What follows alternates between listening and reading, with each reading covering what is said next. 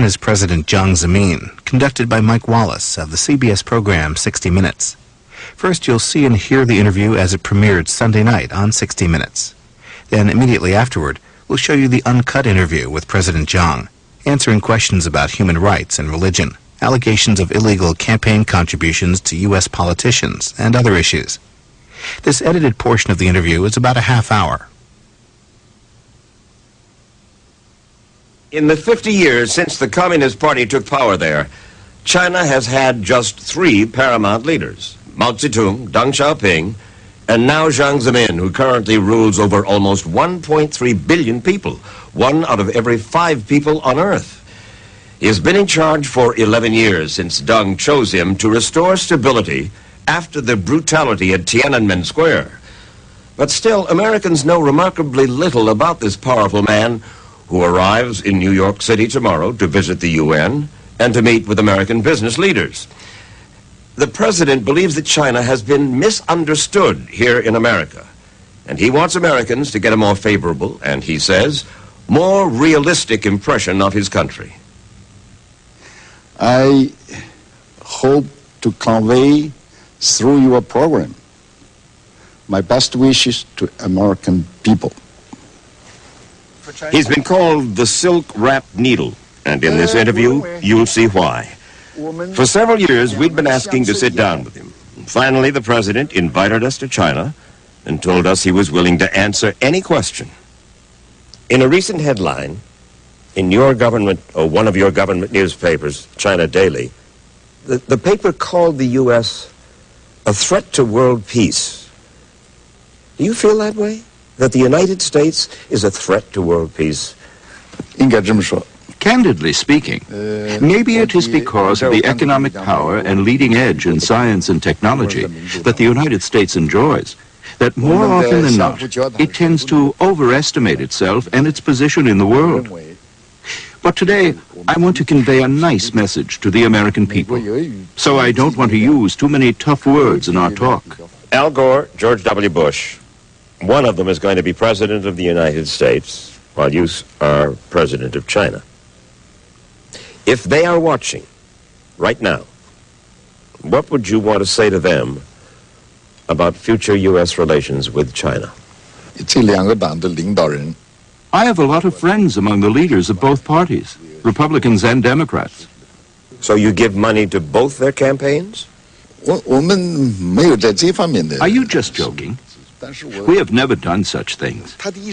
I have read the campaign platforms of both parties, and I believe whoever becomes president will try to improve the friendly relations between China and the United States, for this is in the strategic interest of the whole world. Someone asked me not to pay attention to unfriendly remarks candidates might make about China during the campaign, because once elected, they will be friendly. I only hope that's true.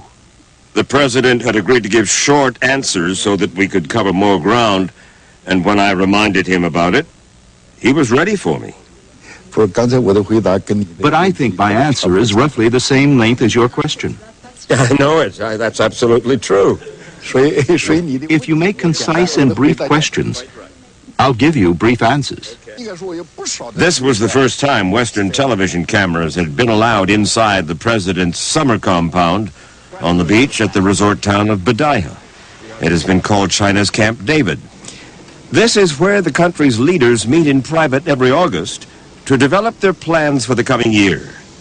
The president agreed to speak candidly with us, so we asked him to tell us candidly. How would you characterize the state of relations between China and the United States today, Mr. President? On the whole, relations between China and the United States are good. However, I would like to use words people use to describe nature, to describe the state of China-U.S. relations. Our relations have experienced wind, rain, and sometimes clouds, or even dark clouds. However, sometimes it clears up. We all sincerely hope to build a constructive partnership between China and the United States. That's spoken like a real politician. There's no candor in it. I don't think politician is a very nice word. It's a diplomatic word in this case. Jiang Zemin is a gregarious fellow who loves center stage. But he has not given an extended interview to an American television reporter for 10 years, partly, he says, because Americans refuse to believe that the vast majority of Chinese are actually satisfied with one-party rule. One of our most spirited exchanges was over his objection to our use of the word dictator. You are the last major communist dictatorship in the world. You mean I'm dictatorship? Well, of course. A developmental dictatorship is what we believe it is. Am I wrong? Of course. This is big mistake. You are. It seems to me. A dictator, an authoritarian. No, but I very frank speaking, I don't agree with your point. I'm dictator.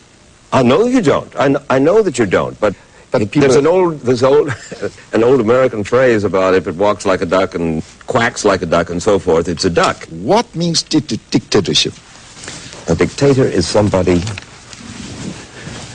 who forcibly, whether it's free press or free religion or free private enterprise, now you're beginning to come a little closer to that. Father knows best, and if you get in the way of Father, Father will take care of you. 你这个是天方夜谭。 Your way of describing what things are like in China is as absurd as what the Arabian Nights may sound like. The National People's Congress selects the Central Committee of the Communist Party, and the Central Committee has a Politburo, and the Politburo has a standing committee of which I am a member. And no decision is made unless all members agree. But when we talk about dictatorship, I'm wagging my finger at the president of China. You know what? When I see the picture of that one young man in front of the tank in Tiananmen Square, that to me means Chinese dictatorship. That's a wonderful symbol that hits me in my heart about dictatorship in China. Don't need translation. I know what you say. I'm very willing to answer these questions. So we reminded him that he himself had been a student demonstrator more than 50 years ago. You were a student protester in Shanghai. Shanghai, that's right. At the time of the nationalists, we want freedom, we want democracy. That was you. That's right. That's what those people in Tiananmen Square were saying. We want freedom, we want democracy. In the 1989 disturbance, we truly understood the passion of students who were calling for greater democracy and freedom. In fact, we have always been working to improve our system of democracy. But we could not possibly allow people with ulterior motives to use the students to overthrow the government under the pretext of democracy and freedom. Did a part of you admire his courage? He was never arrested. I don't know where he is now. Looking at the picture, I know he definitely had his own ideas. You haven't answered the question, Mr. President. Did a part of Jiang Zemin admire his courage? I know what you are driving at. But what I want to emphasize is that we fully respect every citizen's right to freely express his wishes and desires. But I do not favor any flagrant opposition to government actions during an emergency. The tank stopped and did not run the young man down. I'm not talking about the tank. I'm talking about that man's heart, that man's courage, that man, that lonely man, standing against that. 1 month after Tiananmen, you wrote a speech, and in it you said, corruption is growing in the soil. If all our party and our government organs use their power to seek material benefits, Isn't this just like fleecing the people in broad daylight? Those students in Tiananmen had also been protesting against the corruption that you talked about. So apparently they did have some effect on you and on your party. I hate corruption. You are right that during the 1989 disturbance, students were chanting slogans against corruption. So on this specific point, the party shares the same position as the students. As an aside, and to underline his credentials as a student demonstrator in times past, the president himself sang a protest song that he'd used back in 1943 against Japanese troops who were occupying parts of China. The title, Arise, Fellow Students, to Defend the Motherland. 担负起天下的兴亡，听吧，满儿是大众的折伤，看吧，也年年国土的人伤。 The president's aides suggested it would be unfair to show pictures of the violence at Tiananmen Square because they say Jiang Zemin had nothing to do with it. But they were glad to give us pictures of their embassy in Belgrade, which had been demolished by American bombers during NATO's air war last year. Mr. President, do you still believe that the United States bombed your embassy in Belgrade on purpose? Let me put it the other way around. The United States has state-of-the-art technology. So all the explanations that they have given us for what they call a mistaken bombing are absolutely unconvincing. What would the United States get out of bombing your embassy in Belgrade? So that for me also a question.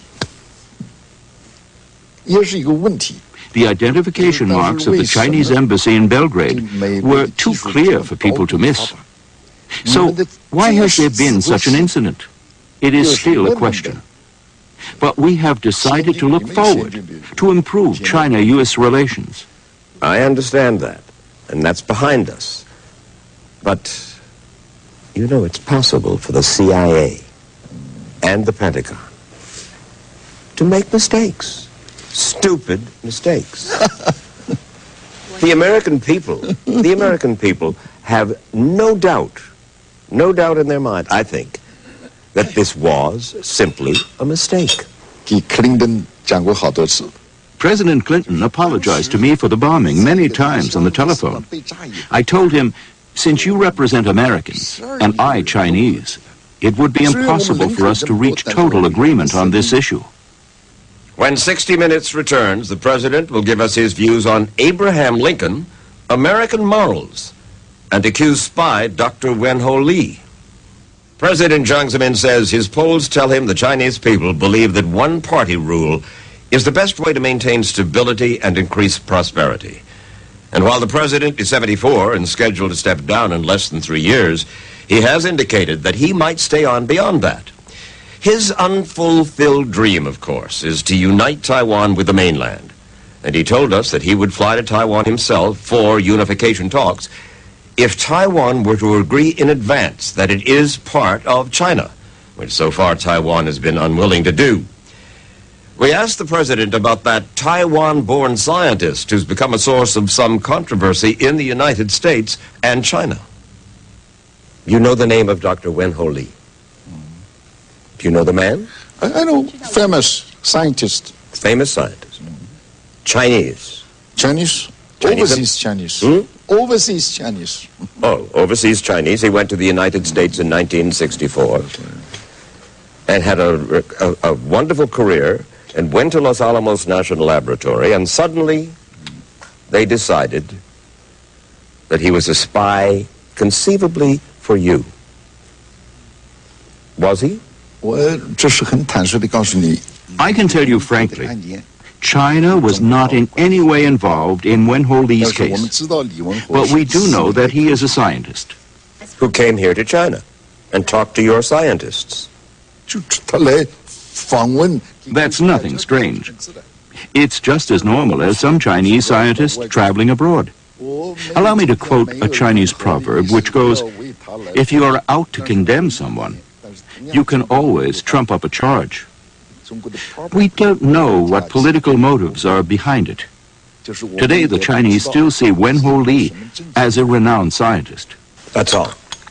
So, Not a spy.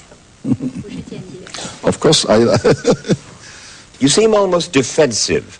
For the first time in this whole conversation, when I raised the name of Wenho Li, all of a sudden I sensed this is a difficult subject for you. no, any difficulty to me.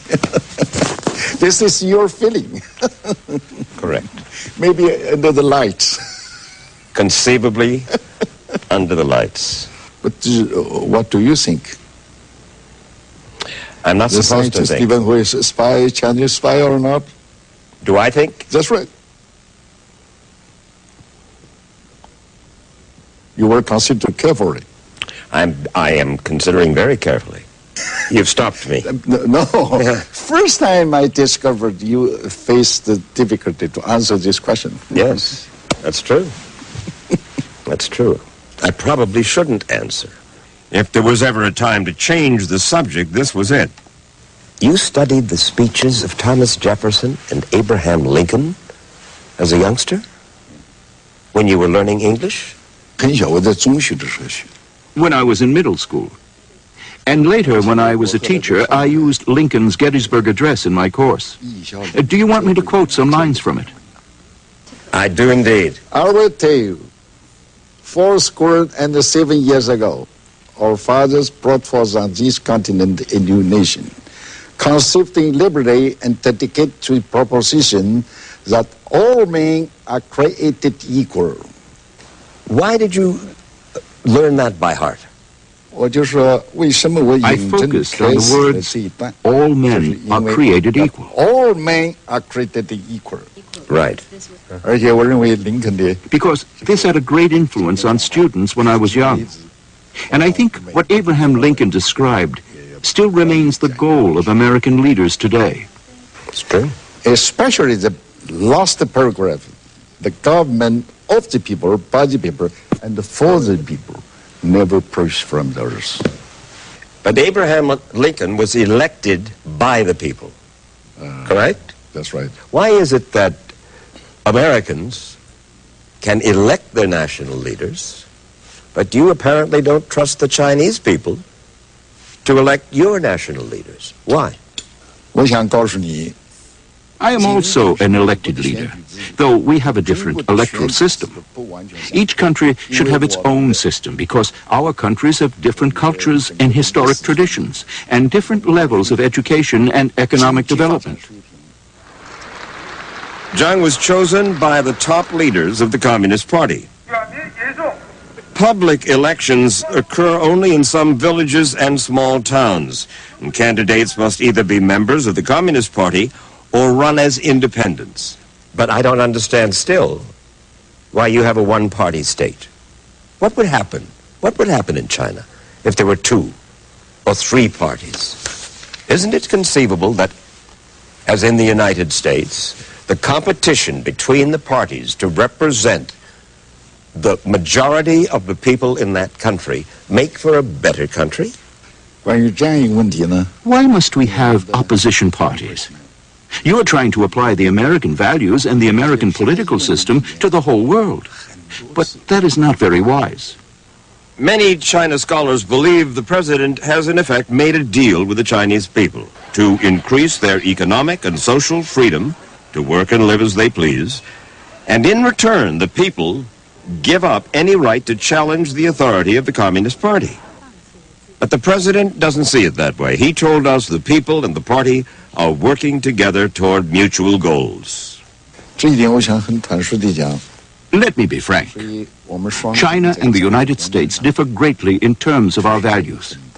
You Americans always use your values in making judgments about the political situation in other countries. 用你 We want to learn from the West about science and technology and how to manage the economy.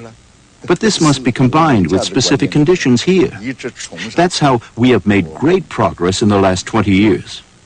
Fact is, China's standard of living has been rising dramatically. And in China, like America, it's the economy that largely determines people's satisfaction with their government. The president maintains that the vast majority here believes strong one-party rule is the best way to hold this huge population together and to keep the economy growing. So stability is the top priority, sometimes at the expense of human rights. New subject, one you're not going to want to talk about. Human rights. You persecute something called Falun Gong. They do exercises, they believe in a certain spiritual life. What is it that worries you so about Falun Gong that you torture, arrest, kill, etc.? What is it? I will tell you. Their leader, Li Hongzhi, claims to be the reincarnation of the chief Buddha, and also a reincarnated Jesus Christ. Can you believe that? He said that doomsday was about to come and that the earth was going to explode. In fact, what he says are just fallacies to deceive people. But as a result of his preaching, many families were broken and many lives were lost. So, after careful deliberations, we concluded that Falun Gong is an evil cult. A cult. Cult. By the way, no Falun Gong followers have ever been sentenced to death. But 26 of them have reportedly died in police custody. President Jiang told us Falun Gong has driven thousands of its members to commit suicide. But Falun Gong says that's ridiculous, that it does not encourage suicide, and that it's still going strong despite the Chinese government's efforts to quash it. Look, you have persecuted Christians. It's well known. You have persecuted Falun Gong. It is difficult to understand why a big power like China would want to persecute people because of their religion. One thing we have to make very clear. Just now, you mixed up two things, Christianity and Falun Gong. Under China's constitution, people have the freedom of religious belief. But Falun Gong is a cult. It is totally different from Christianity. But you will acknowledge then that Christians have been persecuted by the Communist Party in China, yes? No. No. But like anyone else, Christians should not break Chinese laws. The government does recognize Christianity Chinese style. But foreign missionaries are banned and evangelical groups are not allowed to spread their faith without government approval. As for freedom of speech, criticism of the government can get you arrested. And Jiang Zemin has always favored tough government controls of the press. The press, he has said, should be a mouthpiece of the party. And there is not freedom of the press here. There is not. We see a connection between freedom of the people and freedom of the press. What do you fear from a free press? I think all countries and parties must have their own publications to publicize their ideas. We do have freedom of the press, but such freedom should be subordinate to and serve the interest of the nation.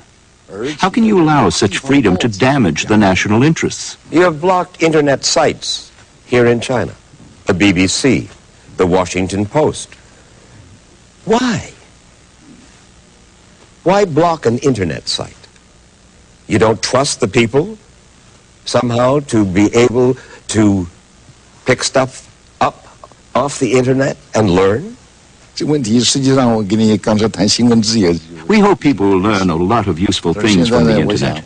However, sometimes there is also unhealthy material, especially pornography on the internet, which does great harm to our youngsters. Not from the BBC and not from the Washington Post.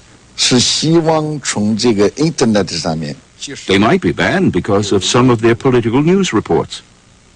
We need to be selective.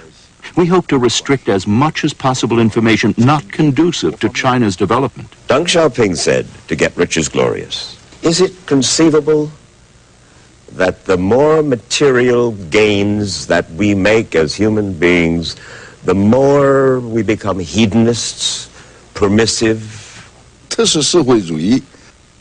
What Deng Xiaoping advocated does allow some people to become rich before others, but the ultimate objective is prosperity for all. A common problem for world leaders is to avoid material wealth on one hand, but moral decline on the other. Do you think that America is more decadent, for instance, than China, and that we are exporting our decadence to you? Let me put it this way. Due to many differences between our countries in historical traditions, ways of life, religious beliefs, etc., things you don't regard as decadent in the States, we may regard as decadent in China. That's why we have to be very selective. So that this is very complicated problem. Another complicated problem is trade. And President Jiang will meet with American business leaders this week to urge them to increase their investments in China. Corporate America has long lusted after customers in China's billion-buyer market, but the fact is China still sells a lot more to us than we sell to them. To change that, the White House says that if the U.S. Senate approves permanent, normal trade relations with China, as the House already has, that would force China to reduce tariffs and trade barriers, and thus to buy more American goods. President Jiang wants normal trade relations too, and he wanted to end our conversation by underscoring why he had agreed to this rarest of interviews. I'm convinced that this interview will be further promoting the friendship and the mutual understanding between our two peoples. That's us all. You believe that? That's right. I'm convinced that. I trust that. You admire America. That's right. And you want to be friends. I want to promote the mutual understanding between two peoples. Now the uncut version of the 60 Minutes interview with Chinese President Jiang Zemin. In this hour-long interview conducted by Mike Wallace, President Jiang answered questions about human rights and religion, allegations of illegal campaign contributions to U.S. politicians, and other issues. Time flies very fast. Yeah. We met for the first time in 1986. You and I. That's right. When I was mayor of Shanghai. That's right. It was on a roof out of doors. Near near the Huangpu River. Exactly. Exactly. And I'm very happy to meet you again today. And I thank you very much for granting us this interview. I hope to convey through your program my best wishes to American people. That you and to your friend President Clinton? And to your friend George Bush? That's of course, including everybody, because I have many, many friends in America. That's I know right. that. All friends. I know that. You know, Mr. President, you took over a little bit more than 10 years ago, right? Widely perceived to be a transitional figure. You were not going to be number one. You were going to spend a few years running the country, and then somebody more decisive and somebody stronger and so forth was going to take over. But you confounded the skeptics. You took charge, and you're still very much in charge. Why do you believe that perhaps you were underestimated? Many statesmen in the world have moved up gradually. I was the mayor and then the party secretary in Shanghai. In fact, I did not think that I would be transferred to the Central Committee here in Beijing. But finally, I was the man who was selected. Deng Xiaoping and other leaders of the older generation wanted me to become General Secretary of the Communist Party. I did not expect this. However, I've been in this position for 11 years, and I've always held a conviction that I need to do my very best to serve my country and my motherland. And maybe it was because of my hard work and my diligence that I still have the job. The shorter answers You know the United States. Shorter answers, please. More concise. But I think my answer is roughly the same length as your question. I know it. That's absolutely true. If you make concise and brief questions, I'll give you brief answers. You are called, by some, the silk-wrapped needle. Is that one reason for your success? Or what does it mean? People use the same phrase to describe the character of Deng Xiaoping. I don't think I should be put on a par with Jiang. But one thing for myself is that, for sure, is that I am a decisive figure. But that also would seem to mean you're a tough figure, a needle. In fact, a needle wrapped in silk is a very high compliment in Chinese, so I think I should be more modest. Outside, we talked about relations between the United States and China. In a few words, how would you characterize the state of relations between China and the United States today, Mr. President? On the whole, relations between China and the United States are good. However, I would like to use words people use to describe nature, to describe the state of China-U.S. relations. Our relations have experienced wind, rain, and sometimes clouds, or even dark clouds. However, sometimes it clears up. We all sincerely hope to build a constructive partnership between China and the United States. That's spoken like a real politician. There's no candor in it.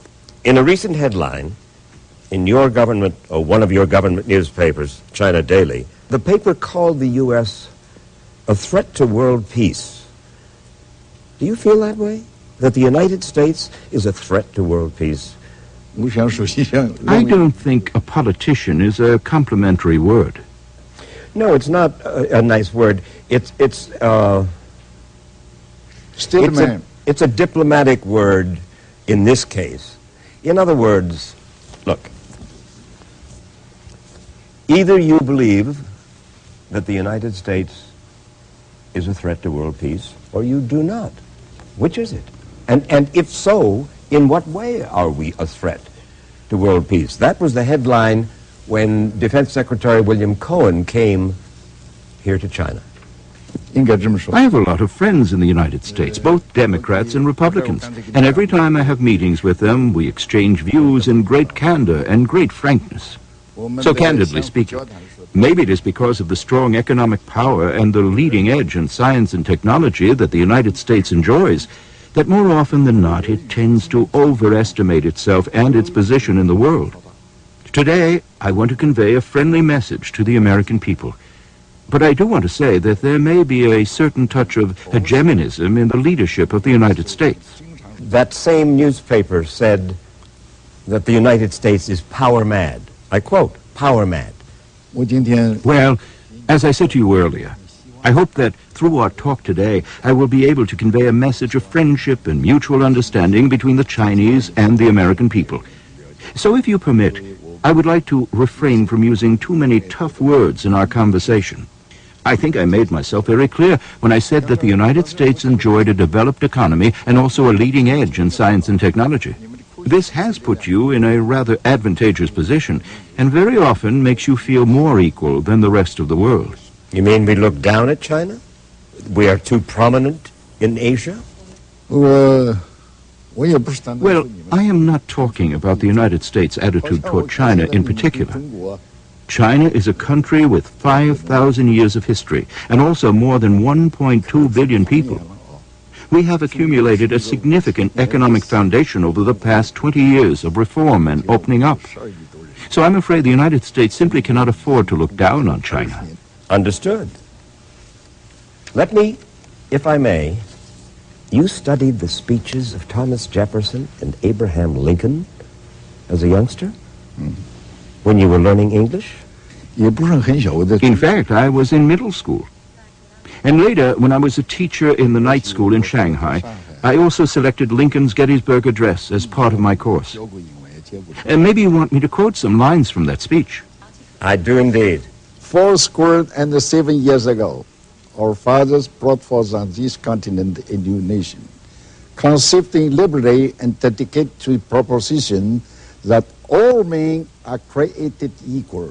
Why did you learn that by heart? I'm particularly interested in the phrase, all men are created equal. That all men are created equal. Because this was a great influence on the students when I was in middle school. And I think what Abraham Lincoln described in his article still remains the goal of American leaders today. Especially the last paragraph, the government of the people, by the people, and for the people, never pushed from others. But Abraham Lincoln was elected by the people, right? That's right. Why is it that Americans can elect their national leaders, but you apparently don't trust the Chinese people to elect your national leaders? Why? 我想告诉你 I also believe that I am an elected leader, although we use different ways of election. The only difference between China and the United States on this specific question is the different systems of election that we use in our two countries. Because China has its own historical tradition, its own level of education, of economic development and social development, and so on. So I think each country should have its own individual system of election. Of course. But I don't understand still why you have a one-party state. What would happen? What would happen in China if there were 2 or 3 parties? Isn't it conceivable that, as in the United States, the competition between the parties to represent the majority of the people in that country make for a better country? 因为我是有8个民 Why 主 is it necessary to have opposition parties? It shows that you don't understand Chinese history. Americans think the whole world should adopt American values and the American political system. I don't think that is wise. It's not the American. It is the British. It is the German. It is the French. It is, it's all over the world. You are the last major dictatorship, the last major communist dictatorship in the world. You mean I'm dictatorship? Well, of course. A developmental dictatorship is what we believe it is. Am I wrong? Of course. This is big mistake. Big mistake. Of course. This shows you don't know China that well. Oh, I don't know China that well. I've been here half a dozen times. 我想要问你问题 What means dictatorship? Dictatorship? When you do not have freedom of the press. And there is not freedom of the press here. There is not. That's a perfect example. You mean in China, there's not... Here. In China, yes. China. We see a connection between freedom of the people and freedom of the press. You have said the press should be the mouthpiece of the party. You've also said, as Mao Zedong did, newspapers must be run by politicians. What do you fear from a free press? 不过我想不管哪 I think for any individual country or any individual party, they always have their own publications to promote their own ideology. As I explained to you, the Chinese system is a multi-party system led by the Communist Party. And we do have freedom of the press. We have over 2,000 TV stations in the country. We have more than 2,000 local newspapers and more than 8,000 magazines. We publish more than 100,000 new books each year. Even Mao Zedong advocated the policy of allowing 100 different flowers to bloom and 100 different sorts of schools of thought to contend in the field of art and literature. Let 100 flowers bloom. That's right. And that was a disaster. But the direction was right. Even today, we still pursue the same direction. Well, look, 4 years ago, Mr. President, you went to People's Daily, which is the real paper here. And you said the following. You said, just one article, one erroneous remark, or one mistake in the press may lead to political instability. Is the press that powerful? That makes your one-party rule seem remarkably precarious. You were right in saying that I did make a visit with the People's Daily back 4 years ago, but I'm afraid I never put things that way. So there may have been certain distortions about what I really said. What I want to explain to you is that we are such a big country with a population of over 1.2 billion that the direction our media tries to lead our country toward is important. You cannot possibly try to use the American values to make judgments about China because you are highly developed in your economy and your level of education. You cannot possibly try to make China the same as the United States. I think for both the Chinese media and the foreign media, one thing is very important. They should never distort the facts, though they are free to have their own opinions.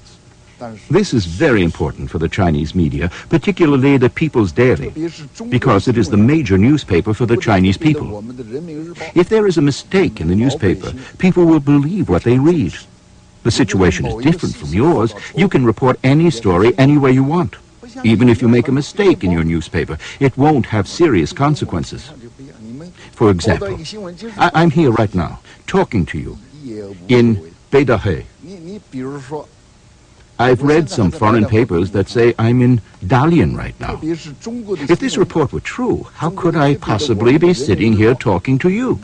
And I will tell you another thing. A few months ago, I read a piece of news from the internet saying that while Jiang was visiting the army in Xiamen, there was a very serious explosion, and Jiang was severely hurt and hospitalized.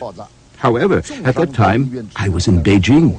Look, you're absolutely right. There are mistakes made in your press, in our press, and so forth. But when we talk about dictatorship, I'm wagging my finger at the president of China. I hope you will not send me off to... why? Your press and our press both make mistakes, but their influence is greater. Well, we're 250 million. We're only about 1/5 the population of China. And I want to get to this business about your running the lives of 1.3 billion people, 1 out of every 5 people on Earth. That's extraordinary. Do you never say to yourself at home, do you ever say, Jiang Zemin, I am the chief of 1 out of every 5 people on Earth? Let me say about the Chinese population. Every day, 52,000 babies are born in our country. This will add up to 20 million a year. And this significant growth of our population has been seen under a very strict family planning policy. So I often ask myself how to ensure a happy life and constantly improve living standards for the 1.2 billion Chinese people. This is indeed a very tough job. At the very beginning of your rule, if we want to call it that, here in China, when Deng Xiaoping said to you, I want you to be at the core, I want you to be the man who leads, you are quoted as having said, I feel as though I am on thin ice. Not that you were afraid, but surely you must have wondered whether you were ready to take on the responsibility. Well, let me be very frank with you. Before coming to Beijing, I was the #1 in Shanghai, the party secretary. I had no intention of leading the whole country. And I hoped that a more capable candidate would take the job. But Deng Xiaoping and other leaders from the older generation believed I was the appropriate candidate. So I was elected to be the General Secretary of the Communist Party. Now I can only devote myself to do everything I can to serve my country and my people until the last minute of my life. Well, of course, but you had never served in the armed forces of China, right? Correct. One of the most important parts of your job. You're the chairman of the Central Commission of the Military, right? Military Committee. Military Committee. A man who has never served in the armed forces, like Bill Clinton. You have been tough on the Army, haven't you? You were right. I never served in the Army in the military because I am an intellectual. In the United States, intellectuals serve in the Army, Mr. President. That's true. Having said that, though, I have served as chairman of the Central Military Commission for 11 years. I think I have the confidence of the Army. As chairman, I don't personally need to fire a gun or fly an airplane. My responsibility is to make strategic decisions. Well, you made a very serious decision. The Army, the armed forces, used to be in business. Oh, this is my decision. I know it. 2 years ago, you said to the Army, out of business. You are the Army. You are not business people. Why? I think if the Army is allowed to do business, that would erode our Army. Because history has taught us that any army that is allowed to engage in business eventually becomes corrupted. And that would destroy the morale and the fighting will of the military. You raised the subject of corruption. 1 month after Tiananmen, 1 month after that episode, you wrote a speech. And in it you said, corruption is growing in the soil, in the air, in the nooks and crannies. If all our party and our government organs use their power to seek material benefits, isn't this just like fleecing the people in broad daylight? Those students in Tiananmen had also been protesting against the corruption that you talked about. So apparently they did have some effect on you and on your party. I think corruption is a historical phenomenon, in that it happened in different countries in ancient times, and it still happens in different countries today. We have been fighting resolutely against corruption. There have been very serious corruption cases in our country. I hate corruption very much, but I don't think the problem can be solved overnight. And in order to gradually eradicate the problem, we need to depend on our legal system, on our media, and also on improved education. You were right that during the disturbance of '89, some students were chanting slogans against corruption. So on this specific point, the party shares the same position with the students. But the fact is that there were some people with ulterior motives who were trying to use the enthusiasm of the students to overthrow the leadership of the Chinese Communist Party and overthrow the socialist government. This will never be allowed. So we had to take resolute measures. And had we not done so, we would not have the nationwide stability that we have today, a stability that benefits China and the rest of the world. You were a student protester in Shanghai. Shanghai, that's right. At the time of the nationalists, we want freedom, we want democracy. That was you. That's right. And that's what those folks, that's what those people in Tiananmen Square were saying. We want freedom, we want democracy. I first joined the student movement against the Japanese military in China. Then after World War II, we were against the nationalist regime, because back then there was no freedom and democracy in the country. But ever since the People's Republic of China was founded, we've always been working to further promote democracy in our country. Even in the 1989 disturbance, as I told you before, we could understand the passions of students who were calling for greater democracy and freedom. And we, in fact, have always been working constantly up until today to improve our system of democracy. And the crux of the matter was that we could not possibly allow those people with ulterior motives to use the student movement to overthrow the government. One more question about dictatorship. That's right. You bring up the internet. You have blocked internet sites here in China, the BBC, the Washington Post. Why? Why block an internet site? You don't trust the people somehow to be able to pick stuff up off the internet and learn? Well, about this internet, I think we discussed this issue before when we were talking about freedom of the press. We hope that we can learn a lot of useful things and useful information from the internet. However, sometimes there is also unhealthy stuff, especially pornography on the internet, which does great harm to our youngsters.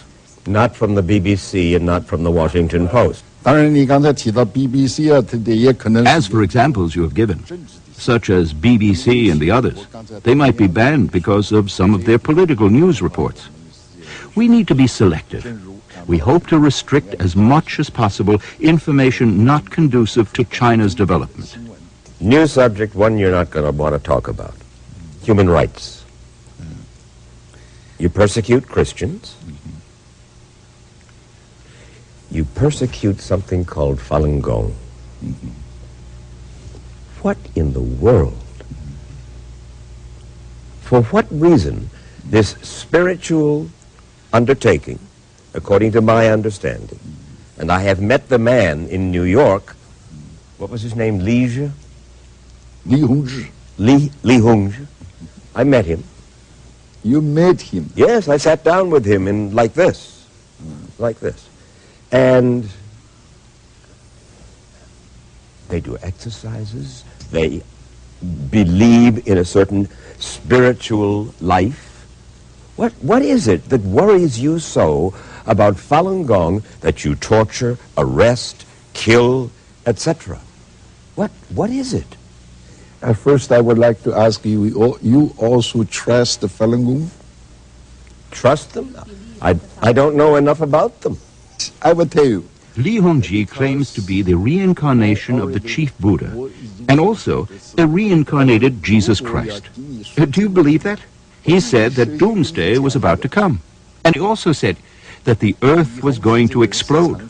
He also claims that I and Mr. Li Peng, who then was the premier, used to call him on the telephone, asking him to delay the date of the explosion of the earth, maybe for several decades.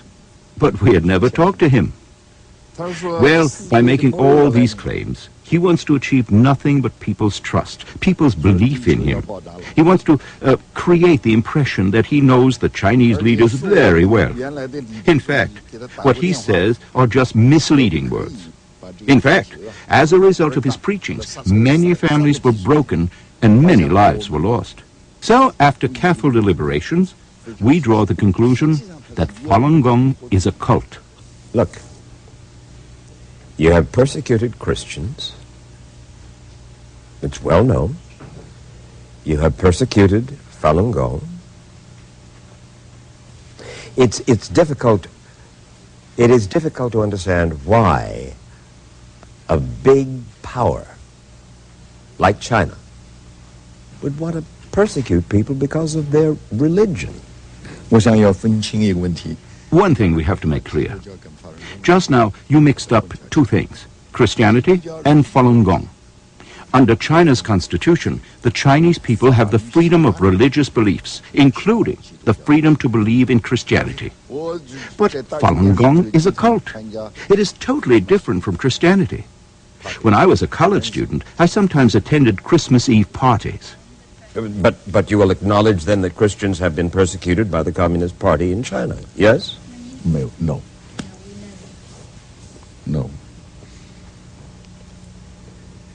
But like anyone else, Christians should not break Chinese laws. Move to something else. You know the name of Dr. Wen Ho Li. Do you know the man? I know, famous scientist. Famous scientist. Chinese. Overseas Chinese. Overseas Chinese.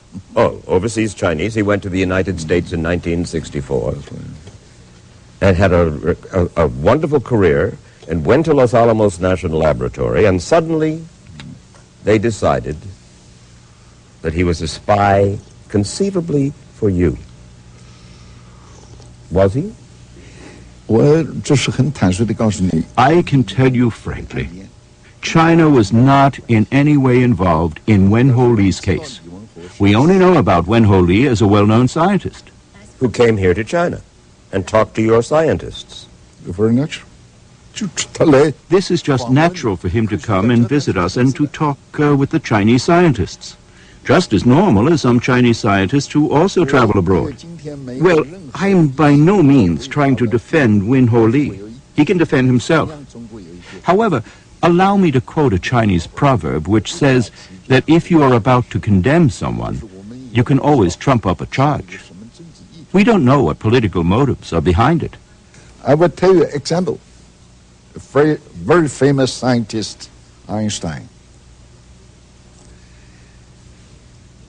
He invented the theory of relativity. Right. That's right. In 1905 and 1916. In 20th century, if no quantum theory, no relative theory, it will be no atomic bomb. Right.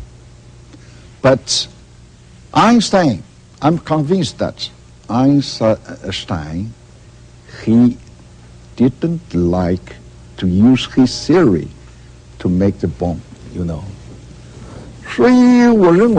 So I don't think it's appropriate for people to think that exchanges among scientists should have a problem unless some people were trying to achieve some political purpose. Up until today, the Chinese still see Wen Ho Li as a very well-renowned scientist. That's all. So, Not a spy. of course, You seem almost defensive. For the first time in this whole conversation, when I raised the name of Wen Ho Li, all of a sudden I sensed this is a difficult subject for you. And none other have I felt that way. no, and no difficulty to me. This is your feeling. Correct. Maybe under the lights. Conceivably, under the lights. The reason I ask about Wen Ho Li is because I met him and found him. But what do you think? I'm not The supposed to scientist, think. even who is a spy, Chinese spy or not? Do I think? That's right. You were considered carefully. I am considering very carefully, because I don't have all of the information, perhaps, that somebody else does. But you've asked, and I will answer. You have the information maybe much more than I. No. Well, I only from the newspaper. yeah. Well, But I think I don't. but I think first time You've stopped me. no first time I discovered you faced the difficulty to answer this question. Yes, that's true. That's true. I probably shouldn't answer, because I am a dispassionate reporter, an objective reporter. One more question. His attorney says that Dr. Wen Ho Li was singled out for prosecution simply because he was a Chinese American. Does that make any sense to you? 我想我刚才已经 I think I've already said everything I want to say about the Wen Ho Li case. I hope the United States will not have any racial discrimination in handling such cases, and that instead it will follow the principle that all men are created equal, as advocated by Abraham Lincoln. That makes you a Republican. 我也不倾向于哪一个 I don't side with any individual political party in the United States because I have many friends in both parties. Anyway, I'm a member of the Communist Party of China. Is this the Chinese equivalent of Camp David, Bedaiha? 但是他是 It is our tradition to move our offices here every summer. But in fact, we're not having a vacation here because we conduct our normal business as we do in Beijing, except here we may go for a swim. My doctor often suggests that I should swim. I swam this morning for the 21st time this summer. It's the tradition for Chinese leaders to swim. Mao Zedong swam, Deng Xiaoping swam, Jiang Zemin. Who's going to be your successor, and is he a swimmer? 我想 That may be a coincidence that we all swam, but it is true that swimming makes you feel relaxed and refreshed. 4 years ago, here in Bedaiha, you called together a group of scholars and historians to discuss the moral crisis in China, problems that we face in the West as well. The death of morals, the disintegration of traditional values. Still going on, is it? Yes. Could this be the result of to get rich is glorious? Deng Xiaoping said to get rich is glorious. And all of a sudden, people began, that's when you started your capitalism with Chinese characteristics. Is it conceivable that the more material gains that we make as human beings, the more we become hedonists, permissive? You may be right about the timing. It was maybe 4 years ago. In fact, this question is a frequently discussed topic for us. China is a nation with a long history, and we have always attached great importance to spiritual civilization and moral integrity. And the theory of building socialism with Chinese characteristics, as advocated by Deng Xiaoping, does allow certain people in some areas to become rich first. But the ultimate objective is to achieve common prosperity. To get rich is glorious is not capitalism. Socialism is to make all the people rich and prosperous, and to make their countries strong and prosperous. In February, I visited part of the Guangdong province, where I said to the people there that you are richer than some other parts of China, and you need to think about the source of your wealth. And you should build on your prosperity, and not just sit back and enjoy what you have achieved. I think the last thing world leaders want to see is the scenario where you have material wealth on one hand, but moral decline on the other. But you yourself, Mr. President, you yourself have urged people, I quote, to filter out decadent Western influences. Which decadent Western influences are you talking about, Mr. President? I'm afraid I can't give you a clearer answer about this decadence than you can, because I have not lived in the United States. For example, Las Vegas. I've never been there, but I've seen it on moving pictures. I and the American leaders, including former Presidents Bush and Carter and the current President Clinton, are all worried about the influence of decadence on the morals of young people. You know, I'm sure, Mr. President, that you know that virtually every good Hollywood film is passed around here in China. That's said to be one of the gaps between you and the party and the people of China. They welcome it. You want to keep them out. Is it because the Chinese people are decadent? We don't have any objections to Western films. In fact, I am also a viewer of the Western movies. When I was a college student, I loved A Song to Remember, Waterloo Bridge, Bathing Beauty, and How Green Was My Valley. I've seen many American and European films. But we're talking about decadence.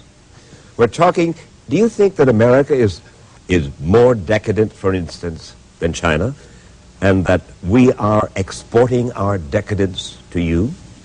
Well, about decadence. Our two countries may be different in terms of historical tradition, way of life, and the religious beliefs, etc. So maybe there are things that you don't regard as decadent in the United States that are regarded as decadent in China. That's why we have to be very selective.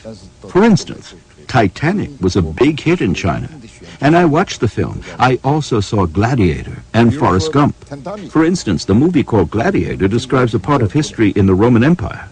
There may be a slight deviation from the historical truth, but this is something we fully understand. It is an artistic creation. Al Gore, George W. Bush, one of them is going to be President of the United States, while you are President of China. If they are watching right now, what would you want to say to them about future U.S. relations with China? Serious question. As I said to you earlier, I have a lot of good friends within the leadership of the two parties and many members of the two parties. So you give money to both their campaigns? Are you joking? We have never done such things. I believe that whoever becomes president will try to improve the friendly relations between China and the United States. This is in the strategic interest of the whole world. Someone asked me not to believe any unfriendly remarks candidates might make about China because once elected, they will be friendly. I only hope that's true. Well, that's what Bill Clinton did. He made unfriendly remarks about China. And after he was elected, he became quite different about China, didn't he? You know that. Many people believe, Mr. President, that you have made a deal, you and your party, with the people of China. You give them economic freedom, social freedom, to work, live, where and how they want. Traveling. And in exchange, they give up any right to challenge the authority of the Communist Party. That's about it, yes? Let me be frank with you. I think China and the United States differ greatly in terms of our values. You Americans always use your own values and logic in making judgments about the specific situations or, say, political situation of other countries. The American values emphasize deal-making. But what we value most is a good collective where people support and assist each other. You also have mutual support in your country, but our perception of the word deal is different from yours in the West. The purpose and principles of the Communist Party are to serve the people. In this process, we win the trust and confidence of our people. Since the founding of the People's Republic, we have traveled through twists and turns in our decades of developing the nation. The policy of reform and opening up, initiated by Deng Xiaoping, was a great success. So now, we are building in China socialism with Chinese characteristics. But people in the West always hope that China can become a capitalist country. But with only one system around, will the world be a very dull place? I still believe the world should be a diverse and colorful one. We want to learn from the Western world everything advanced and progressive, including science and technology, and its experience in managing the economy. Of course, this must be combined with specific conditions here. And it is exactly because we have been following these principles that we have scored great achievements in the past few decades. This follows the business about the United States being power mad. If the United States were to go ahead with the missile system that President Clinton has talked about, would China respond by building more missiles? I think it's just normal for China to gradually strengthen our capability for national defense. That's it? Because you complain bitterly about the possibility of a expanded missile defense by the United States. That's when you began to talk about our being, or somebody, your newspapers began to talk about our being power mad and not interested in peace and so forth. We are opposed to a national missile defense and theater missile defense plans. We are unambiguous about this. Because? Because that would create an atmosphere where people cannot possibly engage in the effort to achieve the common task of peace and development. Our national security interests must not be impaired in any way. Your missile defense may naturally be perceived by people as a kind of threat. A threat against whom? It is a threat against us. For instance, we are worried about the possibility of Taiwan being incorporated into a U.S.-Japan missile defense system. You've said that you want to improve relations with the United States, yes? Okay. What would you do to improve relations with the United States, Mr. President? Most importantly, the leaders of both countries should scale a greater height and adopt a long-term perspective. We need to stand high and look far. And in fact, when I was having my very first meeting with President Clinton in 1993, I quoted the Chinese lines, "To have a grander sight, you must scale a great height." And when Vice President Gore traveled to China, I also quoted some lines from the Song Dynasty. It goes, "I do not fear that floating clouds might block my view, because I am standing on the highest peak." The United States is a much younger country compared with China. So maybe you have fewer historical burdens, and your people demonstrate an innovative, pioneering spirit. You are? You are. It seems to me.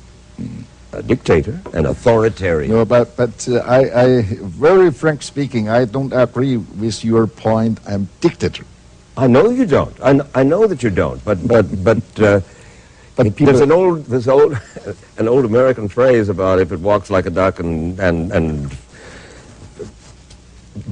quacks like a duck and so forth, it's a duck. A dictator is somebody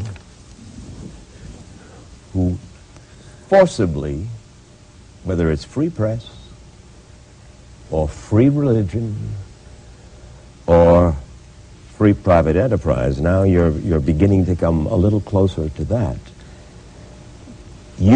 Father knows best, and if you get in the way of Father, Father will take care of you.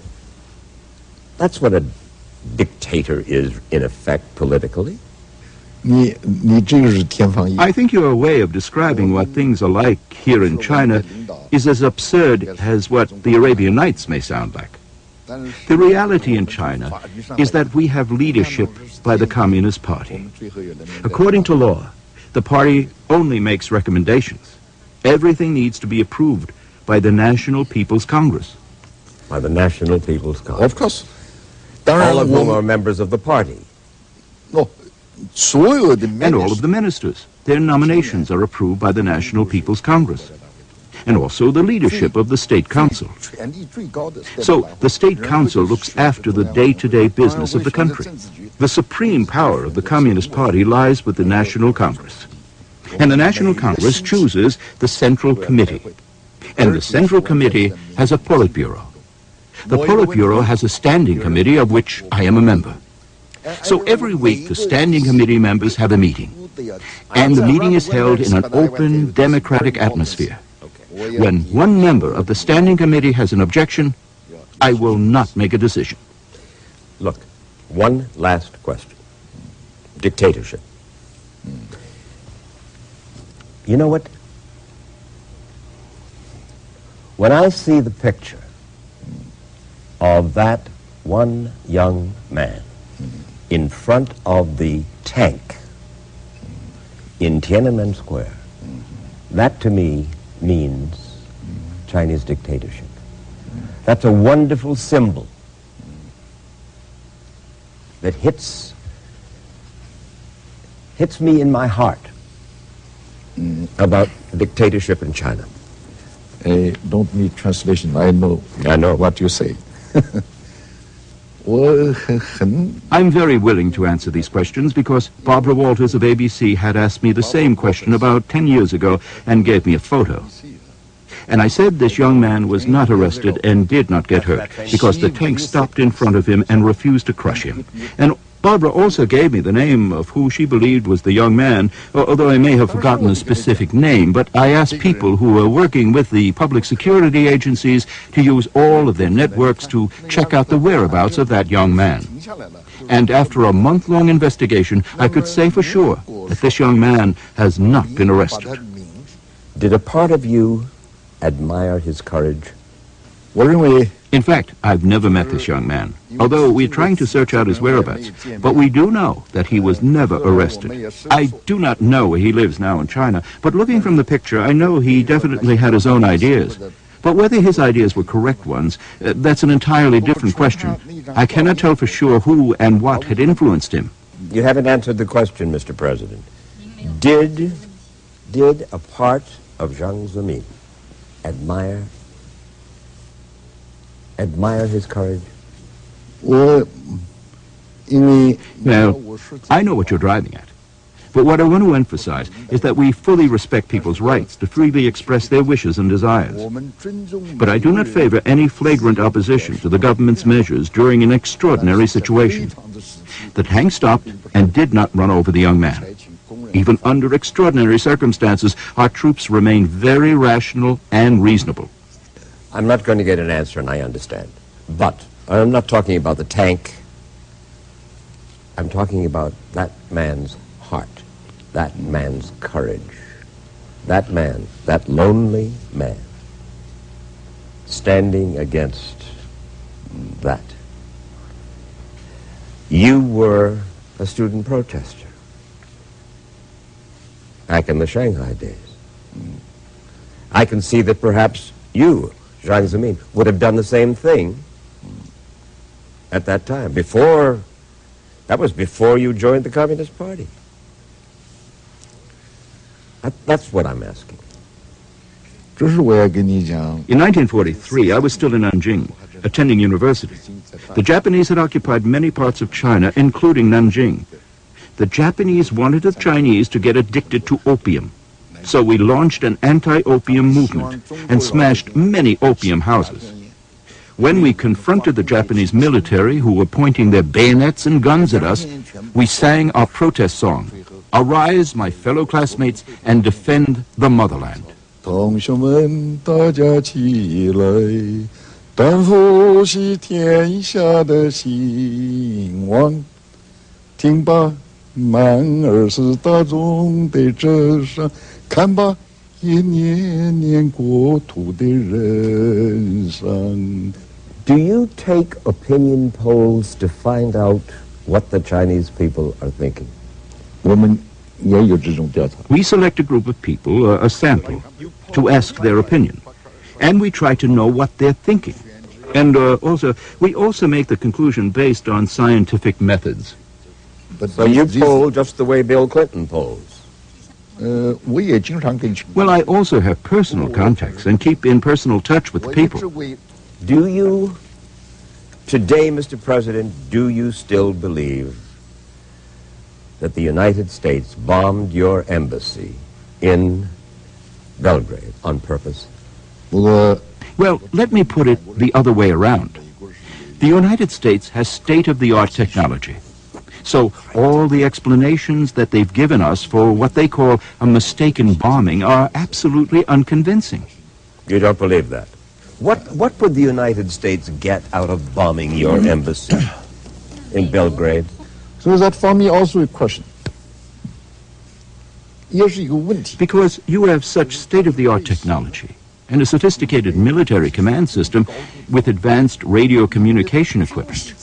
And also, the identification marks for the Chinese embassy in Belgrade were too clear for people to miss. So why did this happen? It's still a question. But we still are adopting an attitude of looking forward to improve China-U.S. relations in the new century. I understand that, and that's behind us.